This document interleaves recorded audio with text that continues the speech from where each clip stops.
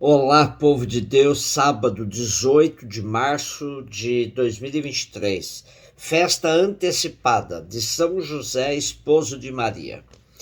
A nossa reflexão de hoje é a partir do segundo livro de Samuel 7, de 4 a 5a, 12, de 14a e 16. Romanos 4, 13, 16 a 18 e 22. E Lucas 2, de 41 a 51a.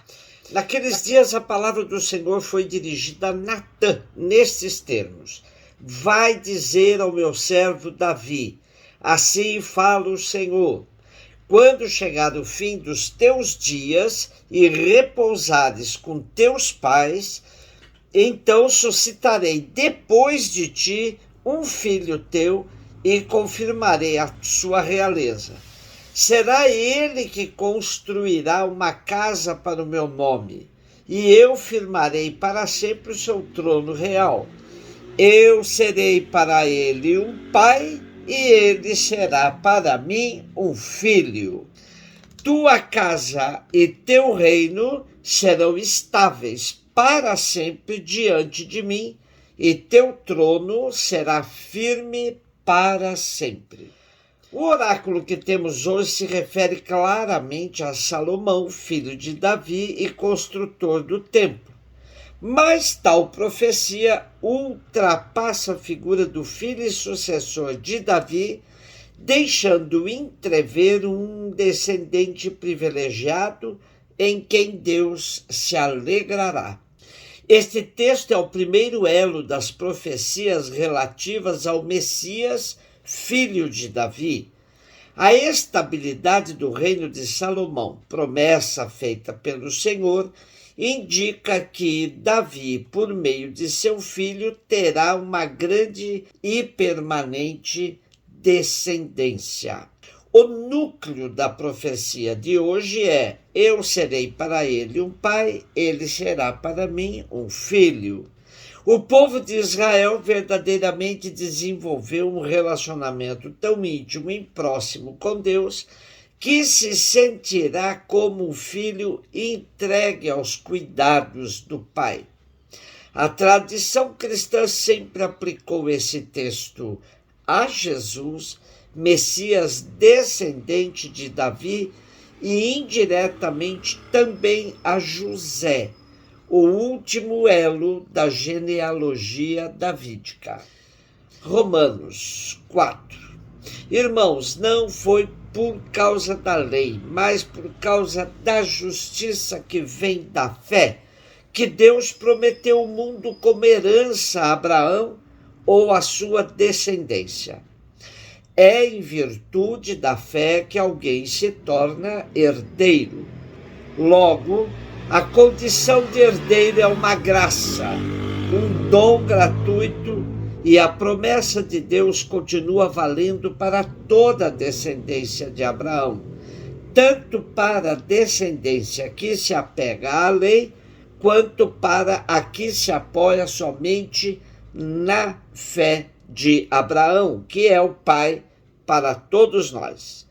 Pois está escrito: eu fiz de ti pai de muitos povos. Ele é pai diante de Deus porque creu em Deus, que vivifica os mortos e faz existir o que antes não existia. Contra toda humana esperança, ele firmou-se na esperança e na fé. Assim tornou-se pai de muitos povos, conforme lhe fora dito: assim será a tua posteridade. Esta sua atitude de fé lhe foi creditada como justiça. A carta de Paulo aos Romanos apresenta um pensamento bem mais trabalhado do apóstolo dos gentios. Frente a uma tradição fechada sobre a lei, Paulo quer que os convertidos que frequentam as comunidades cheguem à conclusão, como ele chegou, de que a fé é suficiente para ser justificado, ou seja, para ser salvo. De fato, Paulo mostra que a Escritura confirma seu evangelho. particularmente a afirmação segundo a qual a fé é a única condição que Deus requer para justificar a humanidade. Abraão constituiu um caso exemplar que salienta exatamente a constância dos caminhos divinos. Desta forma, Abraão se tornou pai de muitos povos. A liturgia aplica a São José o elogio de Paulo a Abraão. A fé do esposo de Maria, submetida a duras provas, manteve-se firme, fazendo dele homem justo e pai adotivo de Jesus. A sua resposta de fé manteve-se durante toda a sua vida. Por isso, colaborou com disponibilidade e generosidade no projeto de salvação a que Deus o associou. E se Abraão é tipo do cristão, José também o é. Abraão sabia que estava condenado à morte total, pois não teria descendência, mas acreditou e recebeu uma grande descendência da mão de Deus. José aceitou ser pai de quem não era seu filho, mas filho de Deus e de Maria, e colaborou na geração da humanidade nova, nascida da morte e da ressurreição de Cristo. Lucas 2, 41 a 51. Os pais de Jesus iam todos os anos a Jerusalém para a festa da Páscoa. Quando ele completou 12 anos, subiram para a festa como de costume.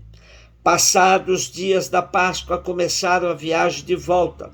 Mas o menino Jesus ficou em Jerusalém sem que seus pais o notassem. Pensando que ele estivesse na caravana, caminharam um dia inteiro. Depois, começaram a procurá-lo entre parentes e conhecidos. Não o tendo encontrado, voltaram para Jerusalém à sua procura. 3 dias depois, o encontraram no templo. Estava sentado no meio dos mestres, escutando e fazendo perguntas. Todos os que ouviam o menino estavam maravilhados com sua inteligência e suas respostas. Ao vê-lo, seus pais ficaram muito admirados e sua mãe lhe disse: "Meu filho, por que agiste assim conosco? Olha que teu pai e eu estávamos angustiados à tua procura." E Jesus respondeu: "Por que me procuráveis? Não sabeis que devo estar na casa de meu pai?" Eles, porém, não compreenderam as palavras que Jesus lhes dissera. Jesus, então, desceu com seus pais para Nazaré e era-lhes obediente. Neste evangelho, as primeiras palavras de Jesus mostram que toda a sua missão decorre de sua relação filial com o Pai. Isto significa que essa missão provém do próprio ministério de Deus e da realização da sua vontade entre os homens. Contudo, ela se processa dentro do mistério da encarnação, onde Jesus vai aprendendo a viver a vida humana como qualquer outro homem. E como nos diz Luiz Alonso Schecker, Jesus completa a idade em que assume suas obrigações legais. A marca inicial da circuncisão desemboca na entrega da lei. Esta submete agora com mais autoridade que o pátrio poder.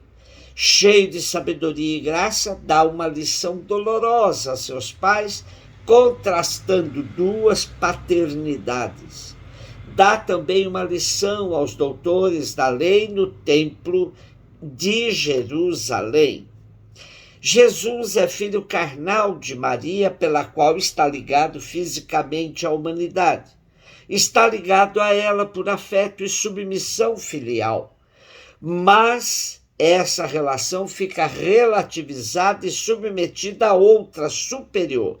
Jesus é filho de José, pelo qual fica registrado oficialmente como descendente de Davi, mas também a sua relação com José fica relativizada e submetida à relação de Jesus com o Pai. O adolescente está cortando muitos vínculos com um só gesto, que por isso se torna espetacular e dramático como ação simbólica. Não pede permissão porque recebe ordens diretamente do Pai. Maria e José ficam implicados, têm que contribuir com sua angústia e dor para a trama. No final, esses atores não compreendem completamente o relato de Lucas, põe em primeiro plano a relação suprema e misteriosa de Jesus com o Pai. Celebramos hoje, por antecipação, a festa de São José. O culto litúrgico a São José celebra-se pelo menos desde o século IV, quando Santa Helena lhe dedicou uma igreja. São José, descendente de Davi, era provavelmente de Belém. Por motivos familiares ou de trabalho, transferiu-se para Nazaré e tornou-se esposo de Maria. O anjo de Deus comunicou-lhe o mistério da encarnação do Messias no seio de Maria. E José, homem justo, aceitou, apesar da dura crise por que passou. Indo a Belém para o recenseamento, lá nasceu o menino Jesus. Pouco depois teve que fugir com ele para o Egito, donde regressou a Nazaré. Quando Jesus tinha 12 anos, vemos José e Maria em Jerusalém, onde perdem o filho e acabam por o reencontrar entre os doutores do templo. A partir deste episódio, os evangelhos nada mais dizem sobre São José. É possível que tenha morrido antes de Jesus iniciar a sua vida pública. Um beijo no seu coração.